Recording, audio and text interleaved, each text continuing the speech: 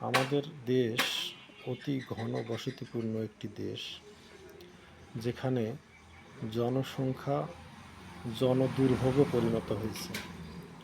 অনেকে বলে যে জনসংখ্যা জনসম্পদ, আমিও তাই বিশ্বাস করি। কিন্তু জনসংখ্যাকে জনসম্পদে পরিণত করতে গেলে তাদেরকে অবশ্যই প্রশিক্ষণ দিতে হবে। যে যে বিষয়ে পারদর্শী তাকে সেই বিষয়ে প্রশিক্ষণের ব্যবস্থা করতে হবে। তাহলে জনসংখ্যা অবশ্যই জনসম্পদে পরিণত করা সম্ভব।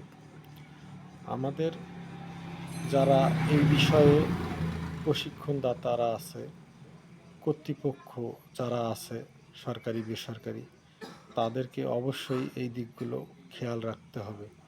তাহলেই জনসংখ্যাকে জনসম্পদে পরিণত করা সম্ভব।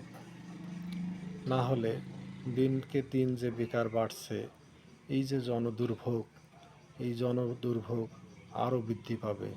তাই দ্রুত গতিতে জনসংখ্যা নিয়ন্ত্রণের পাশাপাশি জনগণকে কিভাবে জনসম্পদে রূপান্তরিত করা যায়, এই দিকটা খেয়াল রাখতে হবে।